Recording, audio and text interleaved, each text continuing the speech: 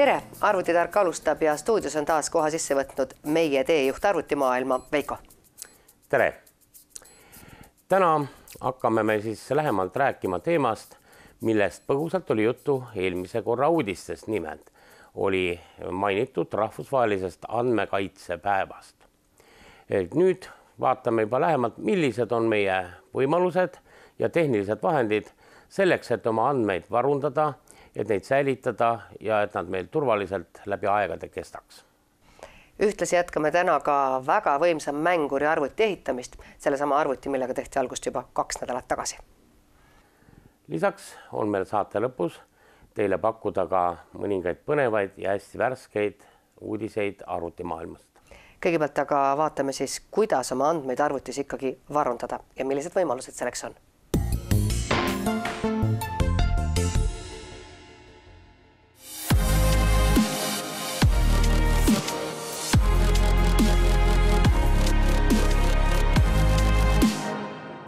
Arvutiga võib juhtuda teinekord igasuguseid äpardusi. Lähete kuskile ja arvuti kukub maha. Nüüd on kõik kadunud. See arvuti töötab edasi. Aga mitte kõigile ei ole arvutid, mis oleksid sellise militaarse põrutuskindlusega. Ja tavalisele inimesele võib tähendada selline kukkumine tema andmete kadumist. Nüüd selleks, et oma andmeid varundada, varundus ise ütleb, meil on varukoopiad olemas. Siis lauaarvuti puhul kõige lihtsamaks lahenduseks on osta endale üks täiendav kõvaketas, kuhu me siis kas kogu kõvaketta sisu dubleerime või kopeerime sinna oma kindlad kataloogid, kus meil on oma dokumendid, pildid, videod. Selle juures jääb aga üks paha asi juurde. Nimelt, kui näiteks teil lööb välk arvutisse ja arvuti maha põlevad maha ka backupi kettad, või nagu me rääkisime arvuti turvalisuses, et võib tulla sisse mingi paha viirus, mis meie andmed kõik kokku pakib ja kättesaadamatuks teeb, siis ta teeb seda ühtlasi ka varukoopia pealt. Selle tõttu on soovitatav hoida varukoopiaid kuskil eraldi kõvakettal. Ja näiteks enamikel laptopidel ongi sees ainult üks ketas, meil ei olegi seal kuskil seda varukoopiat teha. Selleks on nüüd üsna lihtsad lahendused väliste kõvaketaste näol. Näiteks siin on selline pisikene taskusse mahtuv jublakas, on tegelikult 1 terabaidine kõvaketas. See on juba väga suur maht. Kellel on vaja ka suuremat mahtu, siis palun väga, on meil valikus ka 2 teraseid kettaid, mis näevad väga ilusad välja. Kas nad on ka 2 korda kallimad? Vähem kui 2 korda. Praegu ongi nii, et 2 terane on nagu kõige soodsama hinna ja mahu suhtega. Ja kellel on näiteks väga palju ringi liikumist, siis analoogselt sellele militaarsele arvutile on meil olemas ka militaarkindlusega kõvaketas. Ehk siis see jääb terveks igas olukorras? Selline mats oleks tavalisel välisel kettal juba põhjustanud katastroofilise andmekao. Tegelikult need kõvakettad ei tohi isegi mitte kergelt põrutada saada. Ja, eriti kui nad on töö käigus. See on üks ohtlikumaid asju näiteks, kui paljud välised kõvakettad on kuskil üleval ja nüüd ta kirjutab sinna peale ja ta kukub koksi maha. Sellest samasest plõksust piisab, et pead söödaksid üle kettapinna ja meil on andmed kadunud. Aga minu andmed on sellise mälupulga peal, et kas see on ka, varundamine on ta küll, aga on ta levinud? Mälupulk varundamiseks on küll parem kui täiesti mitte midagi. Aga mälupulga üks olulisi vigasid on see, et tema kirjutuskordade arv on suhteliselt väike. Ta on siiski mõeldud andmete tõstmiseks ühes kohas teise ja pikemaaegseks säilitamiseks tuleks varuda ikka mingisugune stabiilsem ja tugevam seade. Kusjuures ka veel mälupulga maht, ütleme, kui me võtame 64 gigase mälupulga, siis tema hind on nii kõrge juba praegust, et selle asemel me saaksime 1 terabaidi ehk 16 korda rohkem andmemahtu sama hinnaga. Nüüd on meil kõigi nendel välistel kõvaketastel üks puudus.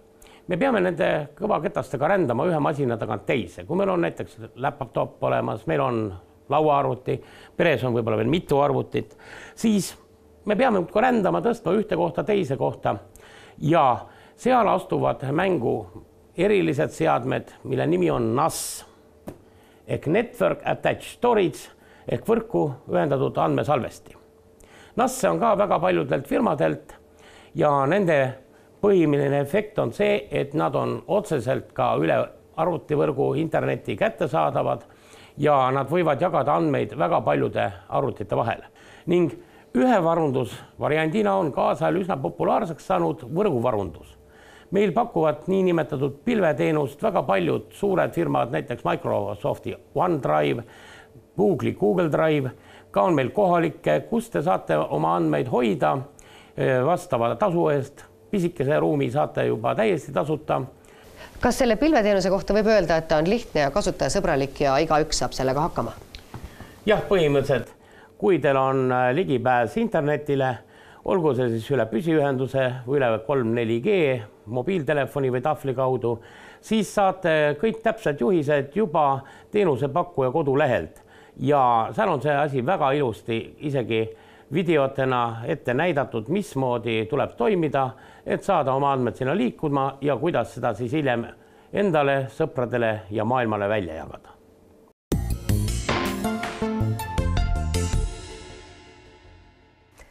Nüüd on aga Tõnis valmis jätkama võimsa mänguri arvuti ehitamist.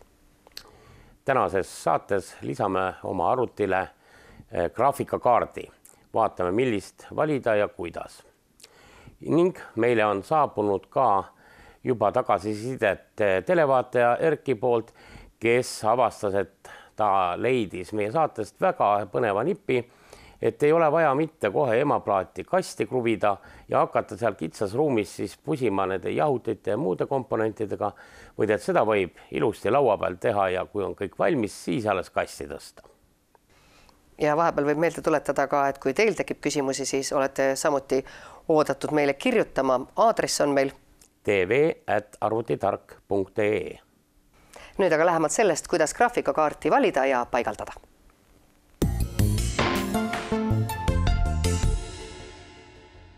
Nüüd oleme me taas arvutitargas, et jätkata arvuti ehitamise kolmandat osa.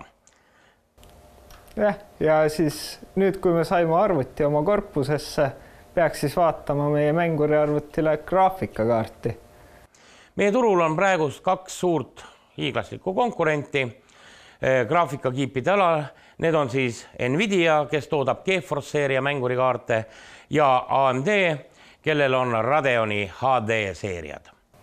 Ja nüüd kaardi valimisel siis peaks kõige tähtsamateks punktideks ikkagi füüsilisi parameetreid, et kas ta mahub meie korpusesse ära, siis lisaks on paljudel graafikakaartidel, mis on võimsamad, vaja ka lisatoidet ja siis peaks jälgima, et toiteblokil oleks need olemas ja samuti veel, kas toiteblokil jätkub võimsust, et seda kaarti ära toita. Ja nüüd järgmise asjana vaatame siis graafikakaartide jahuteid, et on olemas passiivjahutusega kaardid, millel siis ei ole ühtegi ventilaatorit ja mis lisamüra ei tooda, aga need on enamasti küllaltki lahjad ja mänguriarvutisse need ei kõlba. Nii et meie valikusse jäävad nüüd natukene võimsamad graafikakaardid. Ja nende seas enamasti on lahendusena siis pakkuda 2 ventilaatori või 3 ventilaatoriga jahutus. Ja lisaks teine asi, mis jahutuse puhul on päris oluline, on mitu soojatoru on, mis viib siis protsessori või graafikaprotsessori pealt soojust laiali. Ja nüüd võime siis näha meie graafikakaartidel, ühel on siis tõesti 3 ventilaatorit ja füüsiliselt on ta ka palju suurem kui siis teine 2 ventilaatoriga kaart. Ja nüüd järgmise asjana vaatame graafikakaartide videomälu. Meie passiivkaardil on kõigest 1 gigabaidine videomälu, aga see on täiesti piisav siis kodukinolahenduse jaoks. Ja samuti, kuna ta on vaikne passiivjahutiga, siis see sobib väga hästi. Mängurikaartidel aga on palju suurem videomälu maht. See on selleks, et salvestada siis kaadreid ette mängus, et ei tekiks mingisuguseid probleeme. Ja meil on siis valikus nii 2-gigane, 3-gigane kui ka 4-gigase videomäluga kaart. Viimase asjana kaartide puhul on oluline ka see, et osad neist on tehase poolt üle kiirendatud. Enamuse tavakasutajate jaoks on sellest päris palju kasu. Mängud jooksevad sujuvamalt ja samas ega kaardid on tänapäeval nii efektiivsed, et ega see soojuses ega müratasemes kuidagi ei väljendugi. Kiirendatud kaardi tunneme me ära siis OC edition või OC nimes olevast lühendist, mis siis tähendab overclocked, eesti keeles siis ülekiirendatud. Ja nüüd paneme oma arvutisse sisse graafikakaardi. Ja graafikakaardi paigaldame siis alguses kõige ülemisse graafika pessa, sellepärast, et siin on kõige kiirem ühendus EMO-plaadil. Ja tuleks siis jälgida, et kaart läheb ilusti oma pessa ja vajutada kerge jõuga sisse, kuni kuulete klõpsu, mis siis fikseerib paigale kaardi. Ja edasi on siis kas siis näpuga keeratavad kruvid või tavalised kruvid, mis hoiavad graafikakaardi tagaotsa paigal. Enne kui graafikakaart kõvasti kinni keerata, tuleks jälgida, et pesad ei jääks siis korpuse serva alla, et saaks hiljem siis ühendada siia ka ilusti näiteks HDMI juhet.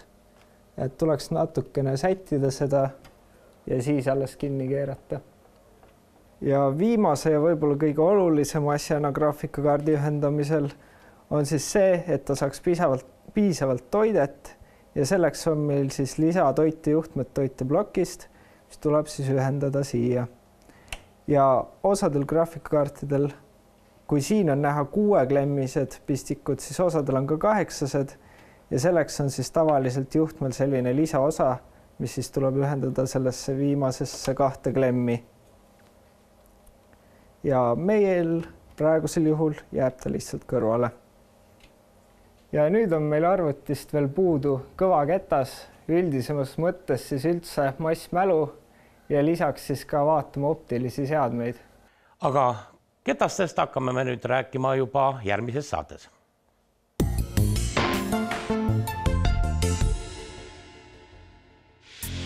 Eile saabusid Eesti turule Samsungi uus lipulaev Galaxy S5 telefon ning 2 nutikella uuendust GR2 ja GR-Fit, mida tutvustati Tallinna Tehnikaülikooli Mektori majas. Üritusel räägiti ka laialdasemalt mobiiliseadmete turundustrendidest ja nutitelefonide iseärasusest Eestis ja mujal Baltikumis. Sel aastal pidi turule tulema Apple iTV mudelid 65 ja 77 tolli suuruste ekraanidega, kuid väidetavalt on ilmunud viivitus, kuna Apple loobus viimasel hetkel LCD paneelidest OLED-ekraanide kasuks.